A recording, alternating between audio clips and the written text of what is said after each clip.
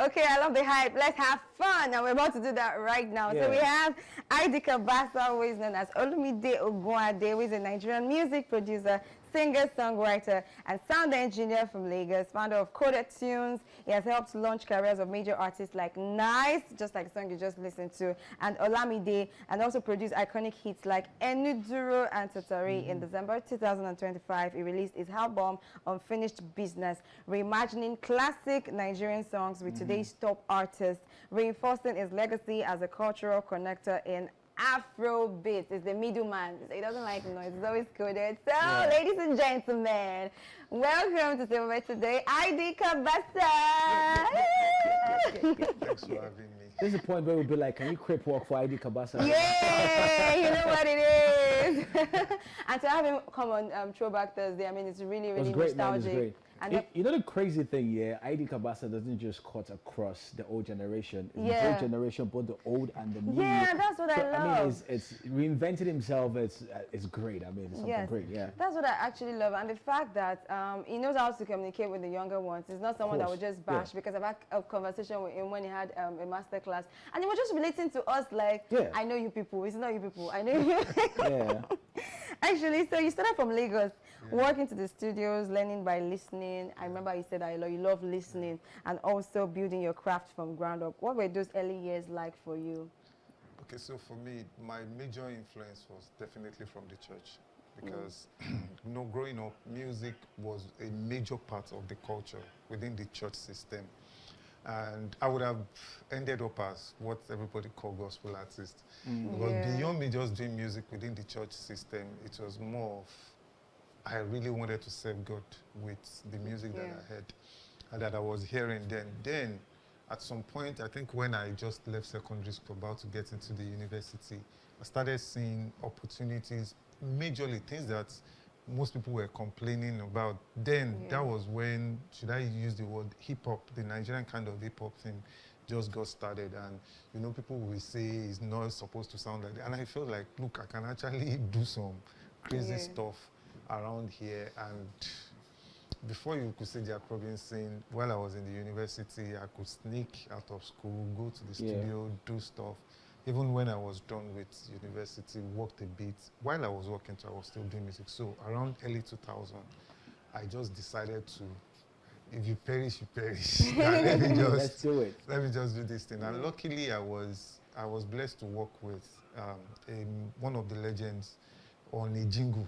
Funny enough, not really a song. It was just a jingle. King Sunny Ade on Glow jingle. We had the opportunity of recording him at a studio that I normally intern at.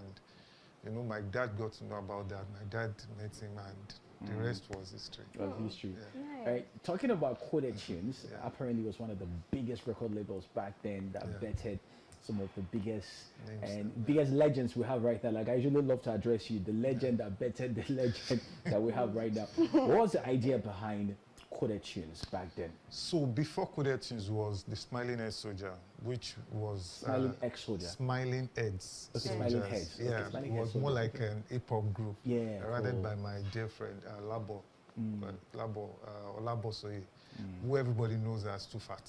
Too fast, yeah. Yeah, Too Fat was on the first song that people got to hear my name with Ajasa. Yeah. So we started with just being hip-hop heads. We're doing, I'm the guy that will create the beats. By the way, we signed a particular group then that we call the Praise Brothers. Clarence, Peter was in that group. Oh, what? Suspect was in that group. The two brothers were in the group. Suspect was in that group. Clarence was in that group. Wow. They were a gospel or a cappella group that we're trying to transition them into doing not just a cappella but to do proper music. So let me get, Clarence was singing. It was part of the Suspect was Suspect rapping? all of them. In fact, Suspect was a rapper and he also sings too. So whatever people see him do now as a producer now, sincerely, and he also does a bit of this mouth beatboxing and all of that. Yeah, I get it now. So he has been that very creative right from when growing up. So we had that. Then a time came, Ajasa joined us. Where we moved the studio. By the way, Too Fat was the person that taught me how to use the computer. Oh, wow. I can remember back then, Yeah, he used to taught me how to use the computer, and he bought a computer. So we transitioned into technically everything started revolving around me. MIDI controller. Because I was the guy that was creating the music. So The we're disc having, and all of that, we're having new guys come to the studio and all of that. So there was a need to actually create something bigger than what we had, which eventually became Coded Tunes. It started as a clique. Later we saw that, look, we can't just be doing this thing with vibes on vibes. Later we had to put a bit of structure around it, which I was the henchman. Then I had Tufat running the whole affairs. Then Sparkle was the head of marketing and HR there. You guys had a proper structure back then. Yeah, because, so people say there was no structure, but Nigeria had record labels from way back. Yeah, true. Which is still bringing, so whatever you are seeing now, it's not that it just started today. It's been there. It has been. Some of them came. Then I think the era of independent record label actually started around that 2000. When people now had to just look for ways to do their stuff, take it to radio station without a middleman like a record label. That there weren't record label, no. There were record labels. There was a time that the trend went down. Right now, record label came up. Now, as we speak now, everybody at some point we are moving towards the indie label thing. The label thing is coming in another format, which you call distro companies. And all of that. So it's a circular thing. It's just going round and round. So for Coded Tunes, you know, we had Nice, we had Jabless, we had Seriki, we had Lord of Ajasa, we had Olamide. So many people, Kaefi and all of these people. And at some point, Nice started Alapomeji, Ajasa started Otekboju Records, which they were also producing artists. I mean, they were promoting artists and doing all of that. Then Olamide had YBNL. So at some point, we felt like, look, since the goal was to actually set everybody up and all that, so these guys are doing this, why not let us just stay as more of a production company where we produce. We were also doing artist grooming, by the way, because I know that when YBNL started, Ola was sending in the artists to Coded Tunes that go. This was where I learned from. This was where I grew. So you guys to go and sweep a bit of the studio. So now I see where Olamide has gotten, you know, all of this kind of structure from. He didn't just come from anywhere, so he had something. And there's no way. Ola is a very good learner. Ola even learned stuff that I didn't do well. He learned, yes, that, okay, he noticed that, bros, you are too gentle, you are too cool because of this. That this thing is, then it will do better and all of that. Nice. So it's more like an upgrade. Nice. And to think that Isaac Cabasa will not say something in between the lines, he's always dropping gems. He mentioned something just earlier. I said it's not about vibes on vibes, it's about creating the structure. I just picked that one is not going to leave. So there's no way you have a conversation, you won't drop gems. So talking about the role you've played in these people's lives, Olamide, Reminisce, all of these names you've mentioned, what does it actually mean to you? Because sometimes you mentioned that you like being the middleman, that you kind of like connect the bridges, the older generations with the new generation, because everything is in a circle, like you say, because I remember every word that you spoke the last time. So like, what does it mean to you to be that face and that figure up until now? While some must have faded, maybe they must have gone to do other things, like I can't continue like this set of people, but I'd rather stick with my old generation. But you're saying, okay, I'm going to bridge the gap, I will make this continue for the name and also to glorify God as well. So I don't think life is a journey. Life is not a destination, rather it's a journey. It's a journey, it's not a marathon, it's not sprint that you get to and you stop. I believe that as long as you have essence behind what you are doing, not just that you are doing it for survival and all of that, there is a bigger reason why I'm doing what I'm doing beyond just becoming successful as a musician. I've said that severally, that look, for me, to not even do gospel music, which I was supposed to do, to say I want to be in this space, then there is more for me. So the journey is not a journey of I will get to a particular bus stop and stop. But at sometimes in my life, I get to a bus stop where I change the bus, more like evolve into newer roles and all of that. Beyond me making music now, I do a lot of mentoring. I do a lot of talking to the younger ones. And I also try to, like, I tell people that I don't really shout about my catalog of songs. But the major, you understand, but the major catalog that I think gives me a lot of fulfillment is the catalog of people that have come through what I have done, catalog of people that are still doing. When I see like an Ashake now, what comes to my mind was, thank God that I allowed myself to go and work with Ola. And thank God that Ola actually looked at Ashake. And Ashake is going to look at another person. So it's almost like, look, greatness is not about you being successful. I think greatness is about people finding expression in what you are creating and finding themselves. And the numbers eventually grow, more like a tree that is having branches and all of that. All right, so we'll be going on a quick break, but then we want to really show you the linkage on how the new works, how he's been able to bridge the old. You just listened to one and you heard Nice and ID Cabasa like at the end, and also to the new. Let's see that how it goes. And then when we return from the break, we'll continue with this conversation. Stay with us. Okay, welcome back. So you can see I could pick my favorite song, but yeah, we have so much that ID Cabasa has really done on the ground and is still doing currently. Sure. And talking about unfinished business, let's finish what we started. I tell you, man. So I'm still wondering, like, unfinished business, right? Why the name unfinished business? And what was going through your mind when you decided, like, hey, look, man, I need to let these young ones know that, yes, that there were good songs back in the days that could still sound very good now. What was going through your mind at that particular point in time? So I think the foundation you gave actually explains the whole issue around unfinished business. Yeah. Unfinished business is beyond just a musical project. It's more like a legacy project that is, let me use the word, we're trying to tell over the conversation around Afrobeat. You could see all of the argument that we are having right now. Yes, exactly. Yeah. It started from a conversation of, I noticed the OGs, you understand, are complaining that the younger ones are disrespecting them, that they are not acknowledging them. Then I also noticed the old, the new generation, like we call them new cats, are saying that the OGs did not do anything for them. They didn't know way for them and all of that. And in my head, I'm like, you guys are doing very well. That is the new cats. You guys are taking it beyond borders. You are doing precisely what was the dream for a whole lot of us, which is applaudable. But don't also discount where you got your inspiration from. I think what is supposed to be happening was let the newer generation amplify the place that the older generation actually stopped. I think earlier today on this radio station, I said, I looked at James Brown. Michael Jackson, every time when they ask him a question, as great as Michael Jackson was back then, they ask him a question, you keep seeing him giving props and accolades to James Brown did, that technically that when you say the king or the god in this particular thing, is still James Brown, which kept James Brown alive, technically amplified the legacy of James Brown. They asked Chris Brown recently.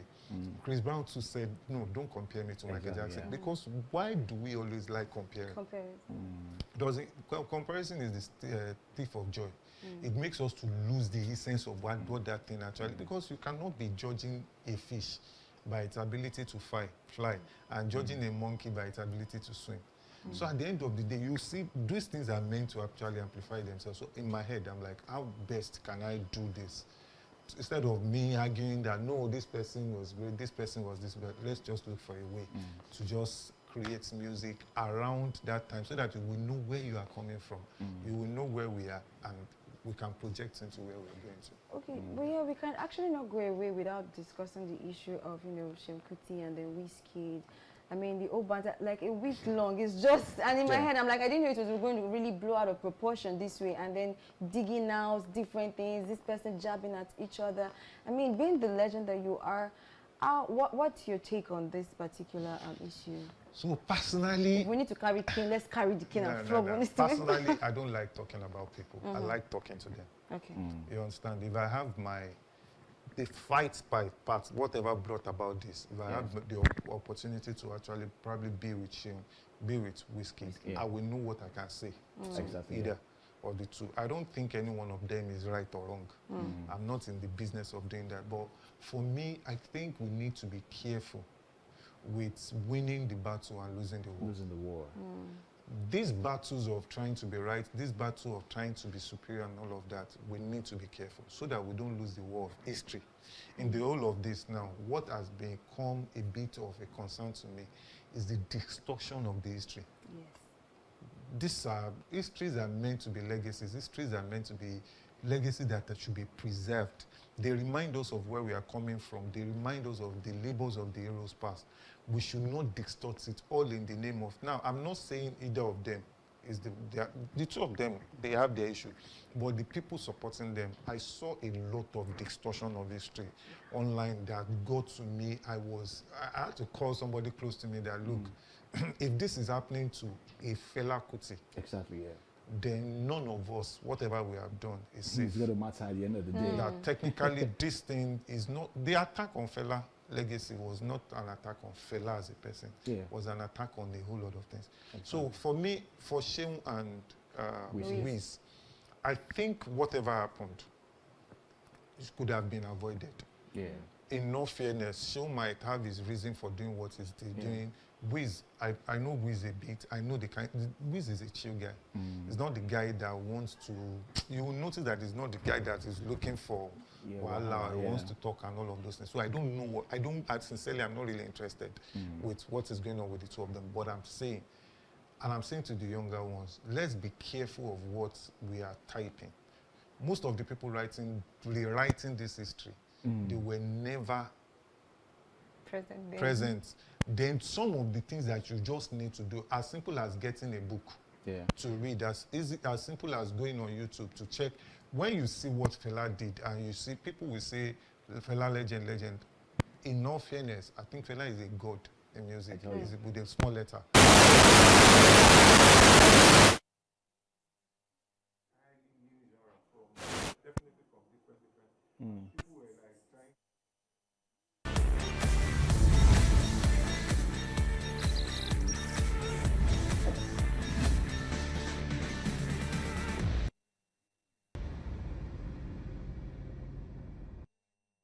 Okay, apologies on the little technical glitch here and there. You know, it happens once in a while. So back to our conversation where we're having to advise the young ones regarding all of this banter going on. You have to go back to history to fact check. So Salva, to you. So, like I was saying, that like Fela for me is a mini god within the Nigerian music ecosystem. Fela with Tony Allen, by the way, the drummer. I think we lost him a few years back now. They created something that's not just legendary, something really iconic. I listen to Fela. I play the trumpet and play a lot of the brass instruments, so I rehearsed Fela. So I understand what it means as a thorough musician. We should not lose that all in the name of trying to be right on a particular argument. And I'm a bit disappointed that some people that were also meant to actually sort of bridge the fight that was brewing between the two giants. You understand? They were picking sides. Personally, I'm not ready to start picking sides and here and there, because I listen to Sheung, I follow Sheung too, and I know Sheung can be very vocal about some things. And I know Wizkid. Like, I've worked with Wizkid. He's a cool guy. Let me call him Wizkid again. I've worked with Wiz, the big bird. And, you know, he's a very cool guy, chill guy that just want to mind his business and do stuff. Yeah, things happened online. Our different fans, they picked them up. They blew them out of proportion. But don't let us, in the name of winning an argument, distort history. So that for me is all right, so quick one. So before we wrap up this conversation, right? Sam Clef tweeted something, and he said Fela isn't the originator or the creator of Afrobeat. It was more from Julius, a commodore, Julius Orlando. And that begged a whole lot of questions. People were asking that, wait, you mean Fela wasn't the creator? Who? A lot of us didn't even know who Julius Orlando was right now. So people had to go check. But what do you make up of that tweet from Sam? So I saw that tweet, and in my head, it was one of the tweets that became a bit disappointing to me, which was why I felt that Sam Clef is also, whether we like it or not, the legend. A legend, of course, top guy, iconic person within the industry, which I think if something like this is happening, it should be one of the people trying to bridge them up. You understand? It should be able to bridge them up and all of that. But what he wrote was something that they saw in a book. I read that book too. So what has been, as regards that particular topic, was that, look, Orlando Julius did not create what Fela is doing, which is Afrobeat. Fela created what he needed to create, and Fela named it. Fela, if you check what the beats that they use for Afrobeat, if you check it, you will know that it was original. Then Fela was playing modern music. But Fela also reported as a journalist, music journalist, you understand? when, you know, the likes of, what is it called? Fela was a music journalist and also a nightlife musician. Musician, yeah. He would go and cover where Orlando Julius was performing and all of that. Definitely it picked some influence from there. Nobody is saying that. We all picked influence from somewhere. He definitely picked some things from Orlando Julius, but he created his stuff. If you listen to what Fela created, not that they are just from nowhere, no. But you know it's a combination of jazz, a combination of our local percussion and all of those. But he created what he had to complete. That, which was one of the reasons why I said, don't let us all in the bid to win an argument or be politically right start to distort history, start to distort the legacy that people have created. We also have created legacy. Don't let us sow a seed that is going to make people also rubbish our legacy when we are no longer here. Exactly. So we've heard the word is really, really, really cogent, and it's important for us to note that despite the fact that we have these legends who have done the work, they actually started it, they were the forerunners, and we should continue with it. If it's that we amplify it just like we are doing, let's keep amplifying it so that we can give that positive narrative.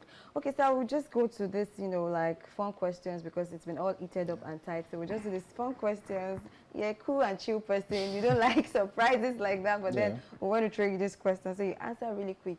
You know the chill mode. You have to answer quick. Okay, so what's one song from your catalog you think everyone should still know, and why?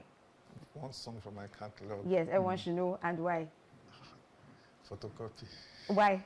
Because it has a lot of depth in it. Okay, so people should still have to listen to it. And for me, I would have said Cabasa though. Why? I think Cabasa. Why Cabasa? Even till date, The Why? beat is sweet. The beats and everything down to the current generation, they're still like, oh, this song has something. But anyway. For me, I like the Beremy I just heard. Yeah, Photocopy. Yeah, I like the Beremy that I heard. Photocopy is almost like trying to get your identity right. True, yeah. Okay, makes sense. Okay, so if ID Cabasa had a producer superpower, what would it be?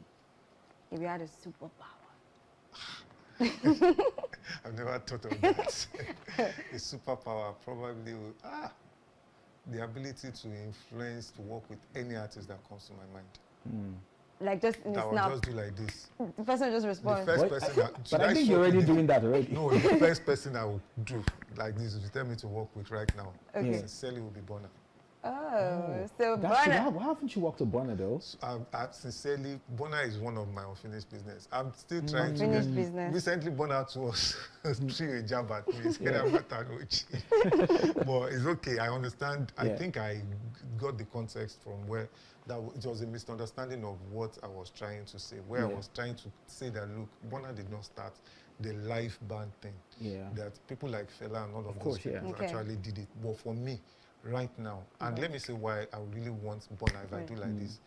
Bonner, when you see Bonner perform or you see Ashake perform, what comes to my mind is, this is how I love music. Okay, so Bonner is listening, I hope so, and then Ashake too, the magic mic. Okay, so let's just one more before we go. As you build the future of sound, whose voice would you love to collaborate with next? Aside from Bonner, who else? One more. I love Ira Star. Okay. All right. So, Sugar, I know you can relate. All right, this is how we wrap up. Thank you so much for showing up today. We really love your impact, your wisdom, and everything that you've actually said today. So we have our word for today before we go from C.S. Lewis. Integrity is doing the right thing even when no one is watching. I'll take it again. Integrity is doing the right thing even when no one is watching. This is how we call it a close. I remain your official mouthpiece, T-Shine. See you tomorrow.